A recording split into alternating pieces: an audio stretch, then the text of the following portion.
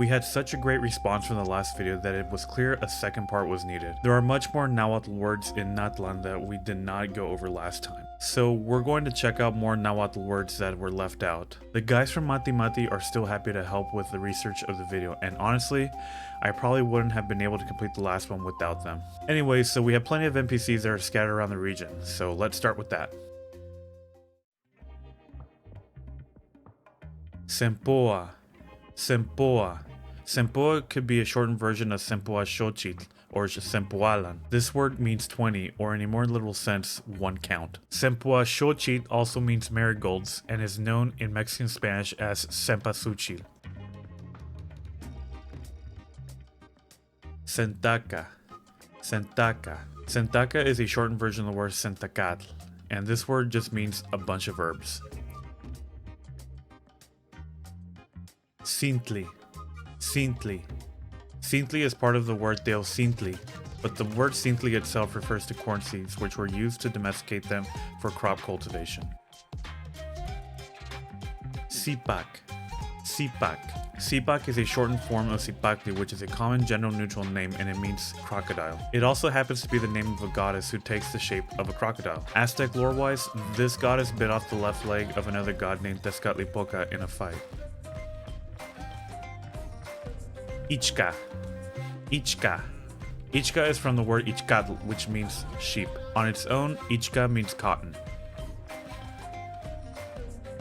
Itzcuin. Itzcuin.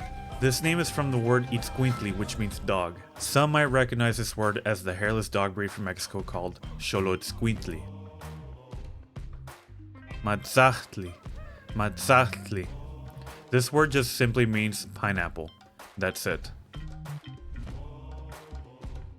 Mazatan. Mazatan.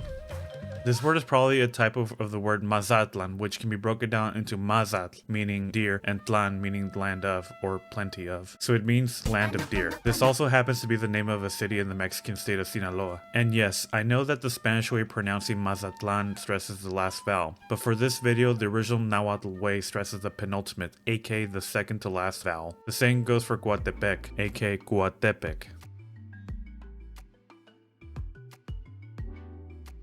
Pochtli. Pochtli.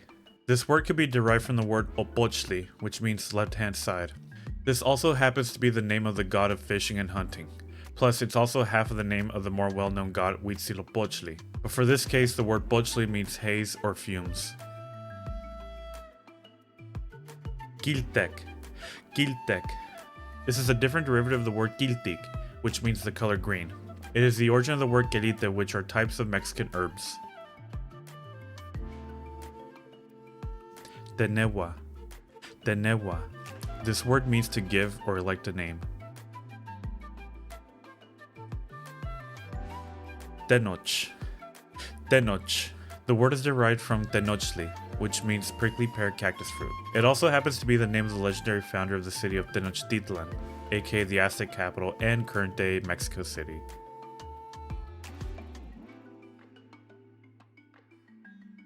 Tepache.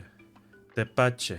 The word is derived from the word tepachin and tepiatl, which means drink from corn. It is a fermented corn drink, and today it is still drank by many Mexicans, but they use pineapple as its base.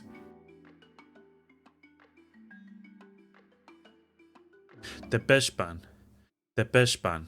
The word can be broken down to tepetl, remember it means stone, and ixpan, meaning on the base or foundation. So this word means on the stone base or foundation. Some of the guys that were helping me out recommended that it probably should be Tepexpan, not with an X but a CH instead.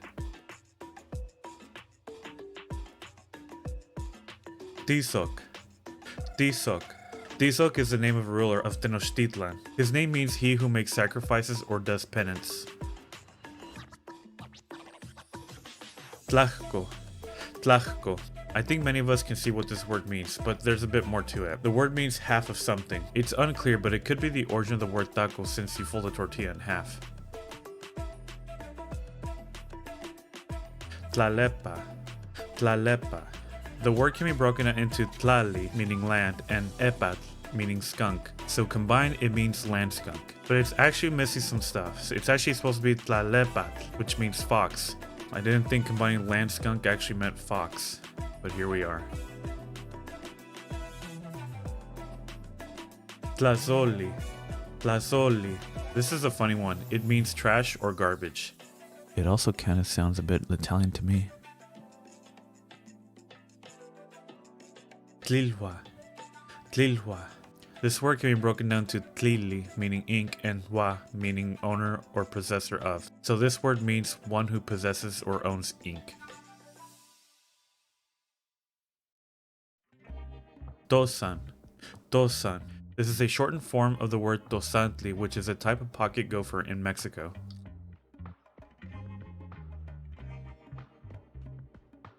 Shuhyo. Shuhyo. Shuhyo is definitely a hard word to pronounce since there is no technically a real oo sound in Nahuatl. Looks like a Mandarin Chinese word written in Hanyu Pinyin, but rest assured, it's still Nahuatl. So this word means leafy. Tatacos. Tatacos.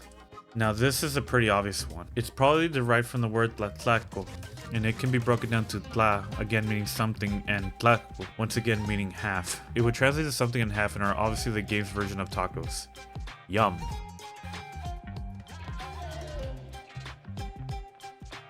Tona. Tona.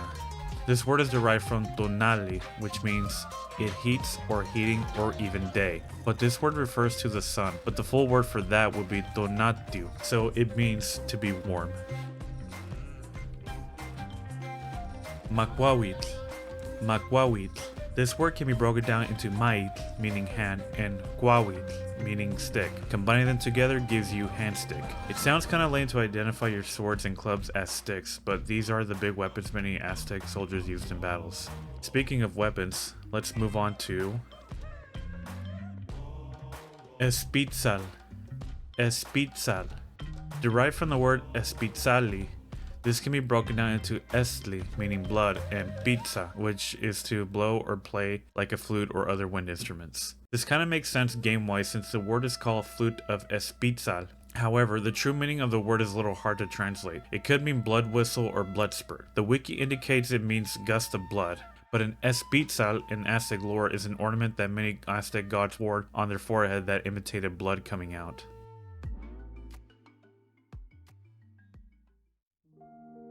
As you can tell, there is much more words in Natlan of Nahuatl origin. I'm glad there was a massive positive response to the first video, and I couldn't have done it without the help from the guys in the Mati Mati Discord server. Once again, if you guys are interested in learning the indigenous languages from Mexico, I still recommend joining their Discord. I think they recently started to focus more on Nahuatl, Maya, Otomi, and other languages that originate from Mexico prior to colonization. The next video will focus on the Mayan words in Natlan.